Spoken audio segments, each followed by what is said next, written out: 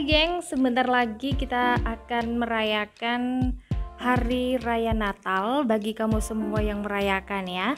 Dan gak ada salahnya dong kalau kita tahu beberapa fakta menarik seputar Natal. Nah biasanya nih kalau di hari Natal ada sosok pria berjenggot putih dengan baju kebesarannya berwarna merah ya. Itu sangat menjadi ikon yang penting banget kalau datang momen Natal. Masyarakat biasa mengenalnya dengan nama Sinterklas, hingga ada pula yang menyebutnya Santa Claus. Ada yang bilang Sinterklas ini bahasa Indonesianya dan Santa Claus ini bahasa Inggrisnya. Ada yang bilang seperti itu. Namun jangan salah ya, kedua sosok ini ternyata berbeda dan banyak yang belum mengetahuinya. Aku juga baru tahu, jadi sekarang aku share ke kalian semua ya. Jadi perbedaannya apa sih antara Sinterklas dan Santa Claus ini? Yang pertama, siapa mereka sebenarnya?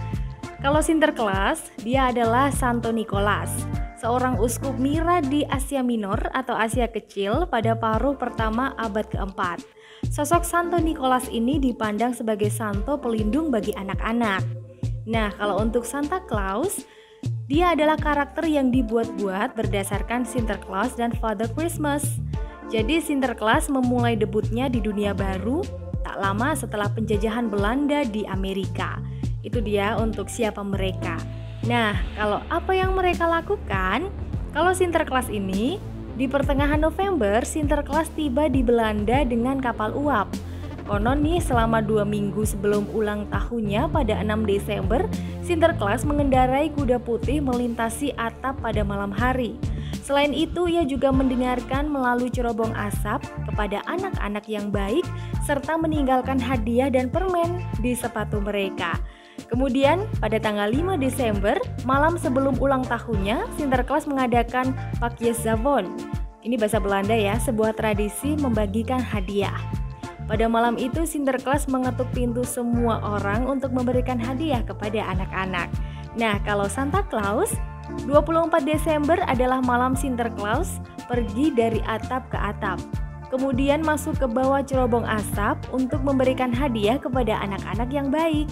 Jadi Santa Claus ini ia mendapat bantuan dari para elfnya yang membuat mainan di bengkelnya yang konon berada di kutub utara, dan dia juga dibantu oleh rusa terbangnya saat membagikan hadiah-hadiahnya itu. Dan ikonik banget ya kalau kita tahu suaranya itu kan hu hu hu hu hu. Aku nggak bisa niruinnya ya. Nah, kalau soal urusan penampilan ini, Sinterklas mengenakan jubah merah panjang di atas alba uskup putih tradisional dan terkadang stola merah.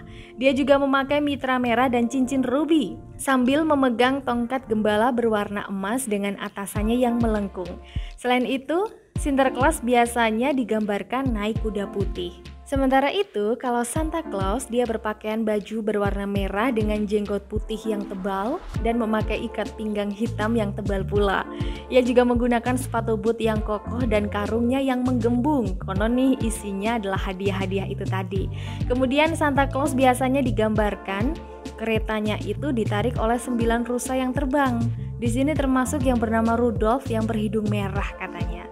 Nah, untuk yang fakta terakhir, di mana sih mereka kalau tinggal sepanjang tahun? Kalau Sinterklas ini dia menghabiskan sebagian besar tahunnya di Spanyol sebagai seorang pensiunan yang lajang, jadi nggak punya keluarga dan istri ya. Sementara kalau Santa Claus, dia akan kembali bertemu dengan istrinya yakni Nyonya Claus dan bengkelnya yang dipenuhi oleh para elf atau peri, dan tempatnya itu berada di kutub utara. Ini cocok banget kalau buat cerita-cerita anak-anak menjelang Natal ya. Bedanya apa sih Sinterklas dan Santa Claus? Itu dia tadi. Jadi kamu sekarang sudah tahu ya. So, boleh deh sharing-sharing ke teman-teman kamu yang belum mengetahuinya ya. Dan terus simak informasi unik lainnya hanya di Tribunnews Podcast di Spotify.